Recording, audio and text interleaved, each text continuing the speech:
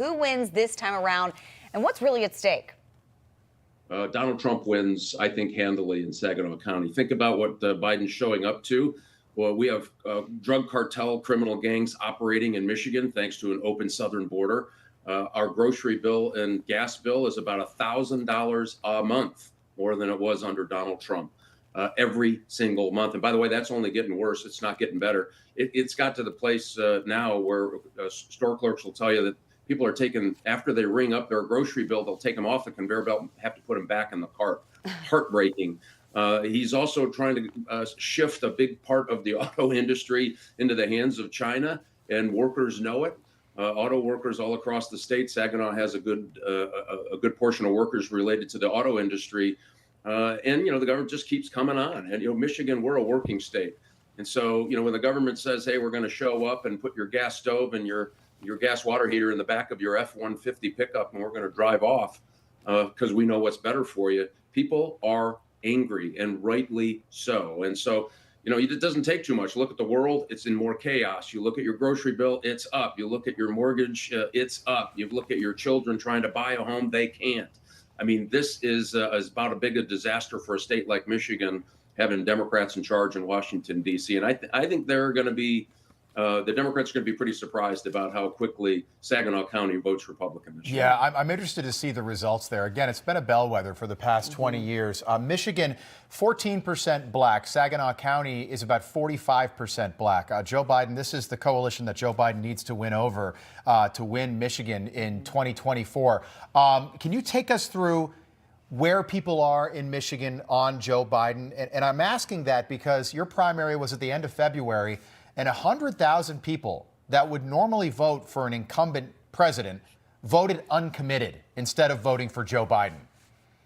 Yeah, and think about what that means. Somebody had to get out of bed in the morning, get their coffee, get in the car, drive down, and vote uncommitted. So that's an intensity problem for the Democrats, and that coalition is not happy with Biden, Joe Biden, and the Democrats in Washington, D.C. That's a problem in their one coalition.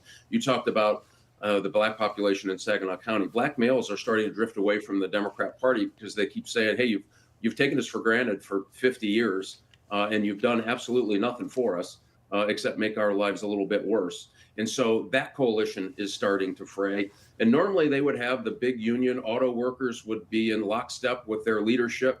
They're not. You can see this happening all over the state. People understand that these EV mandates aren't good for America, really aren't good for the environment, and they're definitely not good for the workforce here in Michigan. 40% less labor to build an electric car than it would take a hybrid car, by the way. And 90 hybrid cars take 140 tons of carbon out of the air. One electric vehicle takes 4 tons of carbon out of the air. And so, Michigan workers pretty savvy here. We work hard.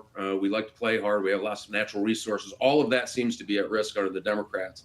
And their coalition is fraying. So think about it. If you're going into a big election, Michigan is a must-win probably for both parties. Right. And their big three coalitions are in tatters. That's why he's here. That's why they're nervous. And that's why they're telling you, hey, guess what? Wages are going up, even though they're not. And inflation's coming down, even though at the grocery store, they're not. Yeah. And so I think, this is going to be a really interesting campaign, but I think they're losing in a lot of places.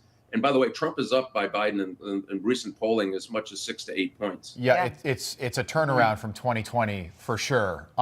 You're running for the Senate. You served in the United States Congress. Donald Trump endorsed you on Truth Social just recently, saying Mike Rogers will be a great and powerful senator for the state of Michigan and has my complete and total endorsement. Mike Rogers has to win. So, Congressman, Donald Trump at the top of the ticket in the state of Michigan. Is this a plus for you as a Senate candidate? Absolutely. I mean, he's overpolling Biden across the state.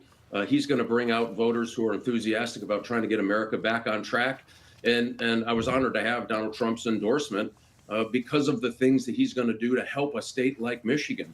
The border, the economy, contain China, all of those things. And he knows he's got one term to do it. So he's going to get started early. And what he knows about me is that I can show up the first day and help him accomplish closing the border, getting the economy and rebuilding our military, all of those things that we know have to happen if we're going to make sure we have an America to hand to our kids that we're proud of. And right now, it's kind of hard to say that given what the Democrats have done to it.